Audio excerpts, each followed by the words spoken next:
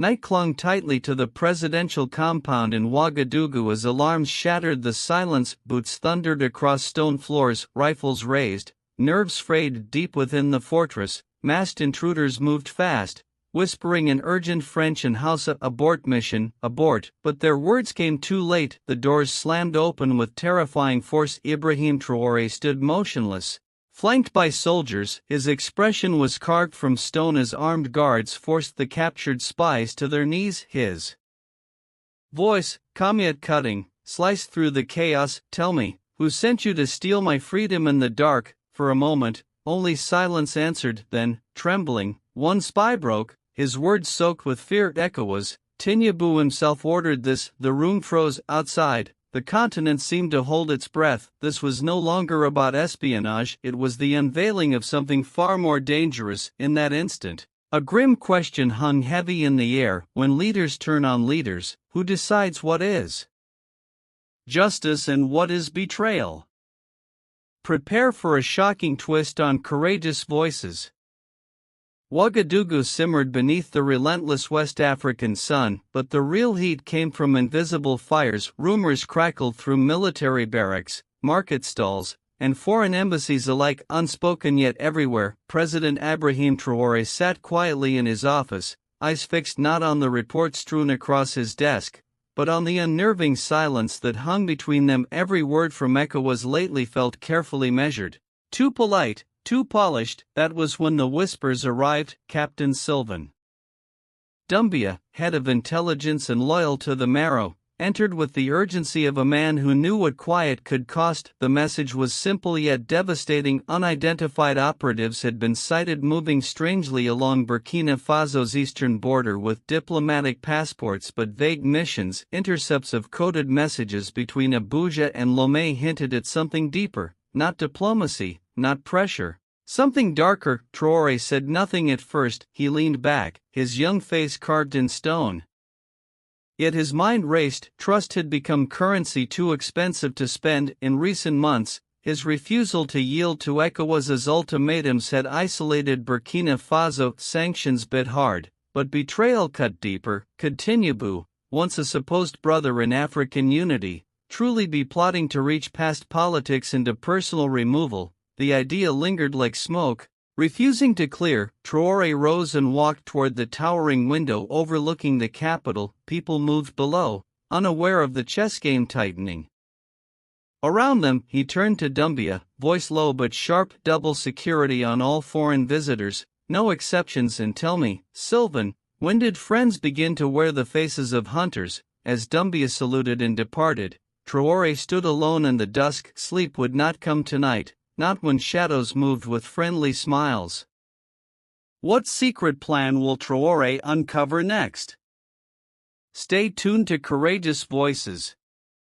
In Abuja, far from the restless streets of Ouagadougou, the decision was made behind closed doors. Heavy with ambition, President Bola Tinubu sat surrounded by a select circle of advisors, trusted men who knew the difference between diplomacy and necessity. His jaw tightened as he listened to the latest intelligence reports. Traoré had grown defiant, ignoring ECOWAS's resolutions, closing borders, rallying support from Mali and Niger. Worse, whispers spoke of him forging alliances outside the continent, threatening the fragile balance Tinubu and others desperately tried to maintain. "He's young, dangerous, too proud to bend," murmured one advisor. Tinubu's response was cold and deliberate. "Then, we remove pride from the equation." No official records would note the moment Operation Dawn silence was approved. It would be spoken only in hushed tones through encrypted channels. 3 men were chosen that night, not soldiers, but ghosts, experts in infiltration, manipulation, and if needed, termination. 2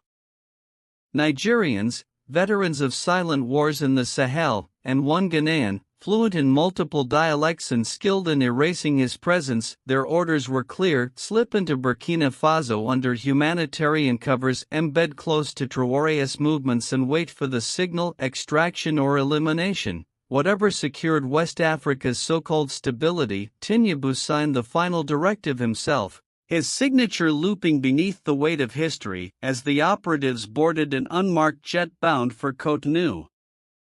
Before crossing into Burkina Faso, the president stood at his office window watching Abuja's skyline fade into the night. By the time he knows, Tinubu said softly, he'll already be in chains or in the ground. Yet deep within his chest, a flicker of uncertainty remained. Sometimes the younger lions fought hardest when cornered.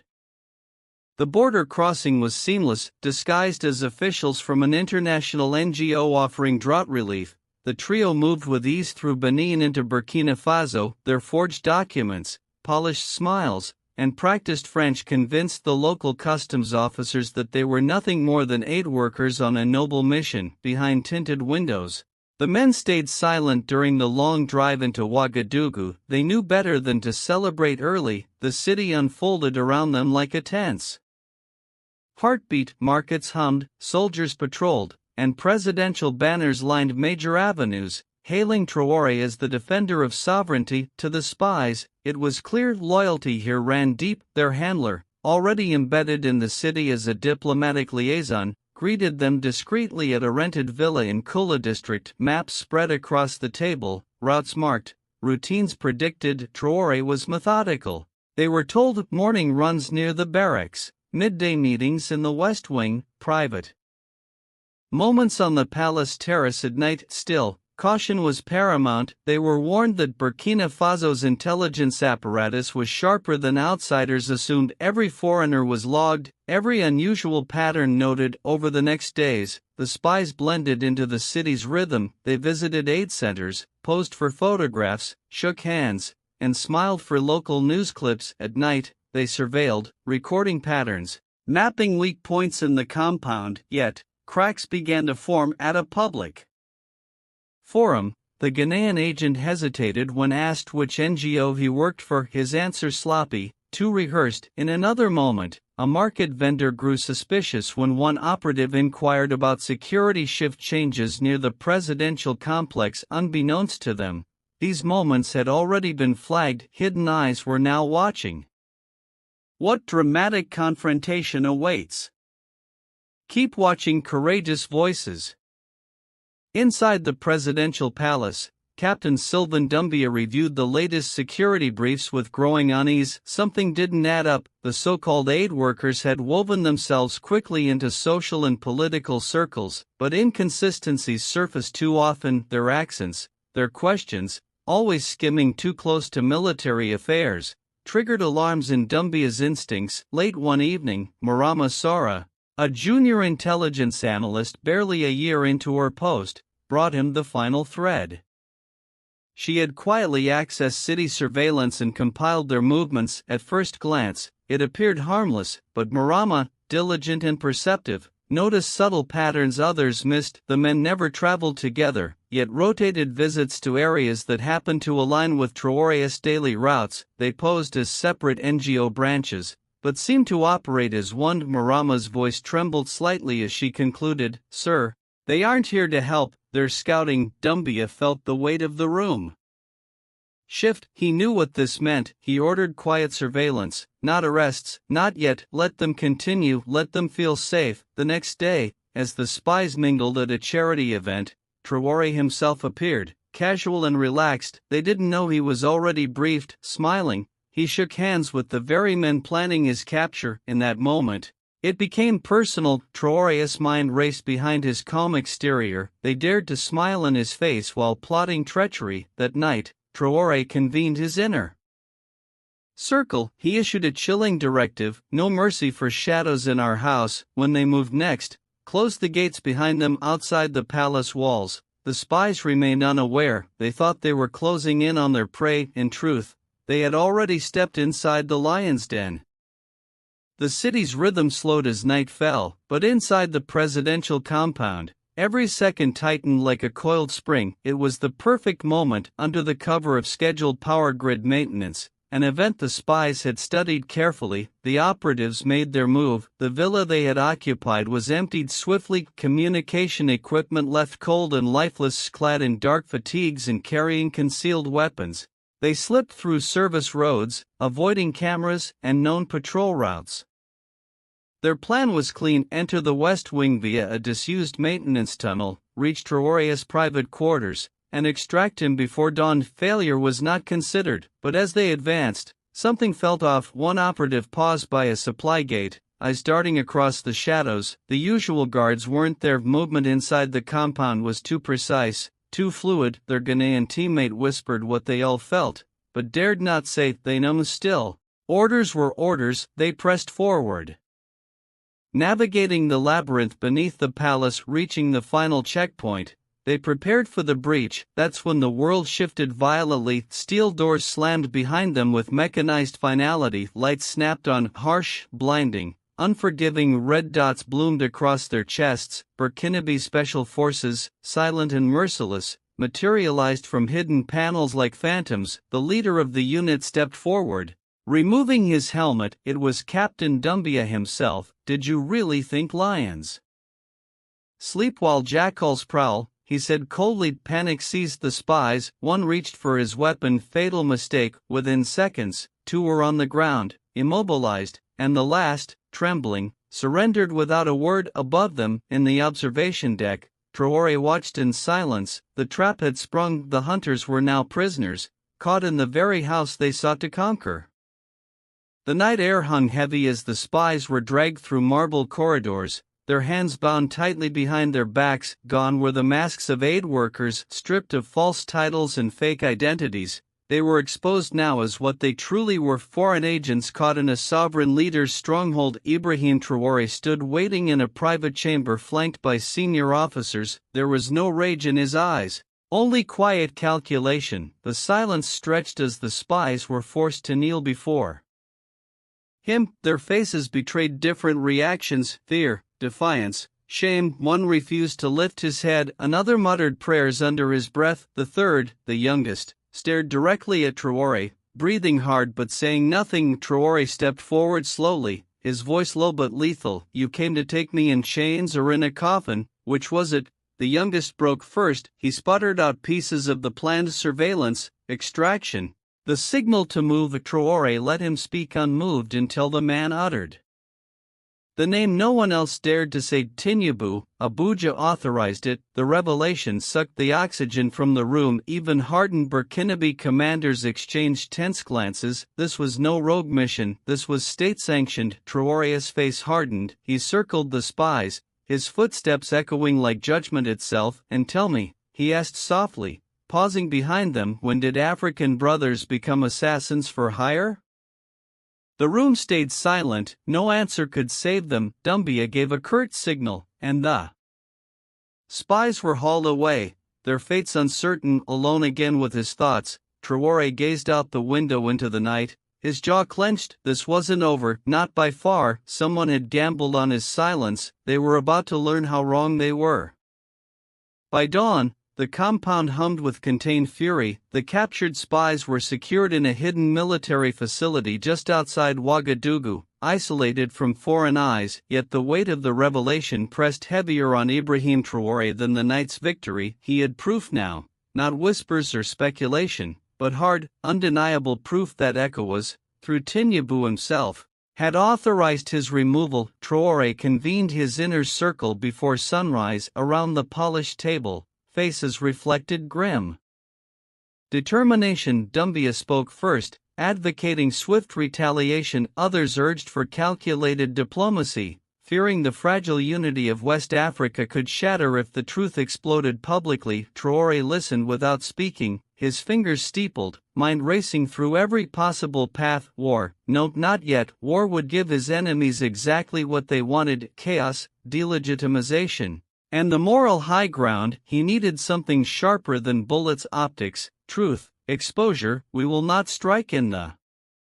shadows like they did, Traoré declared finally, his voice cold steel. We will make them look into the eyes of their failure. Plans shifted swiftly. A press conference was ordered. Invitations were sent to international media outlets and African Union observers. In private, he drafted personal letters to neighboring heads of state, delicately weaving the truth without sparking panic. By the afternoon, Tinubu's office was already buzzing. Nigerian intelligence had been alerted that something had gone wrong. Their operatives had gone dark, and Burkina Faso's government was ominously silent. In Abuja, Tinubu held an emergency meeting, his face, usually composed, tightened with the creeping realization the trap had not only failed, it had backfired. While his advisors scrambled for narratives and denials, one truth lingered unspoken in the room: Traoré had the upper hand now, and whatever came next would be played on his terms.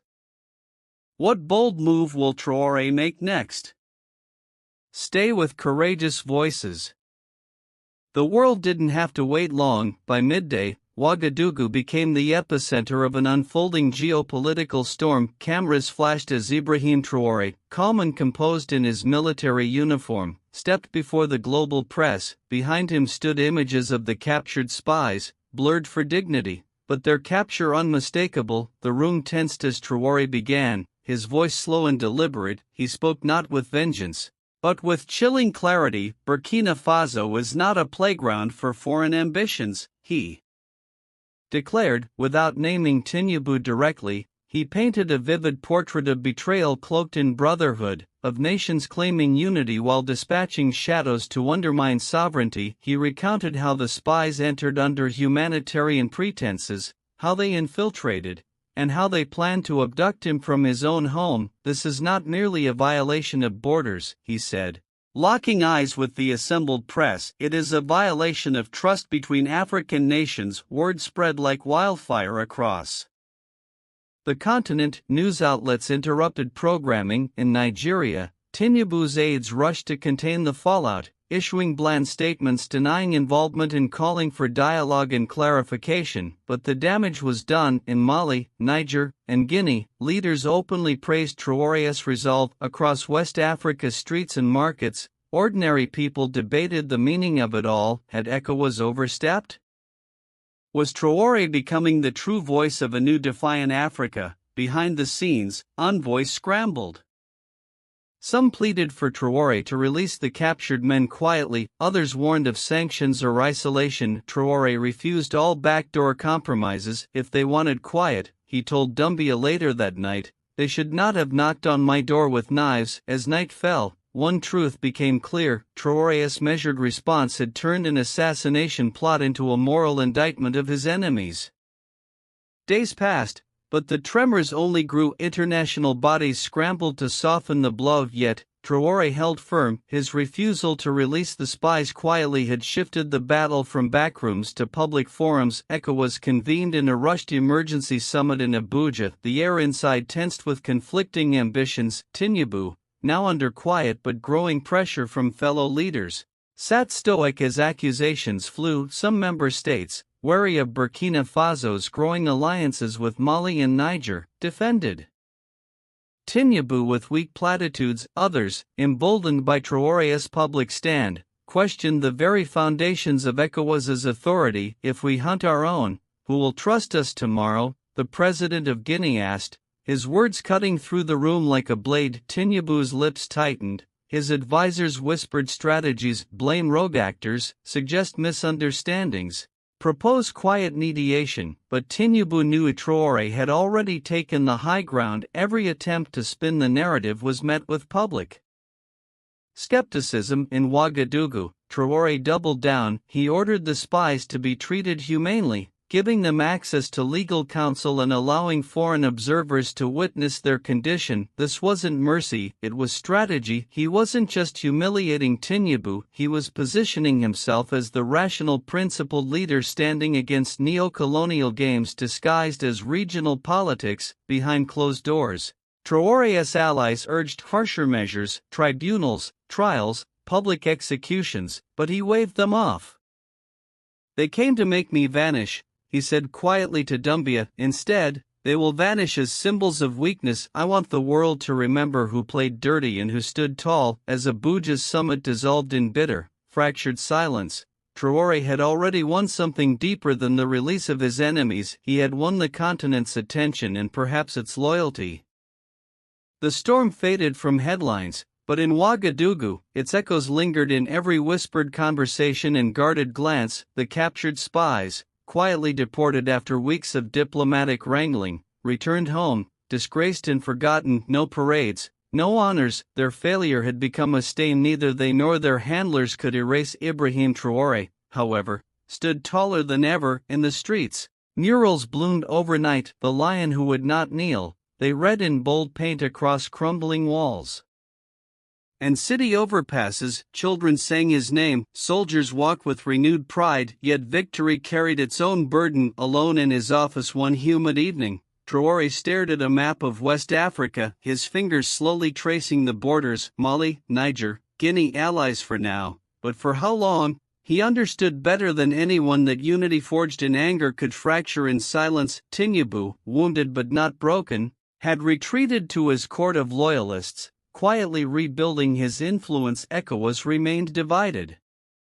Its moral fabric stretched thin, and Traoré's defiance had exposed the cracks, but those cracks were dangerous. Two friends who celebrated him today might fear him tomorrow. Doumbia entered quietly, waiting for his president's thoughts. Traoré didn't look up. "It's never really over, is it?" he asked softly. Doumbia said nothing, but his silence spoke volumes. Outside, Ouagadougou hummed with life. Unaware of the weight pressing on their leader's shoulders, Traoré knew the next assault might not come in the form of spies or bullets. It might be trade embargoes, political sabotage, or whispers seated among his own people. The war had shifted from shadows to whispers, but it was far from over. Alone with his thoughts, he whispered a vowment only for himself. "Next time, I will strike first." If this shocked you, imagine what happens next. Will Traoré survive the next plot or fall to silent enemies?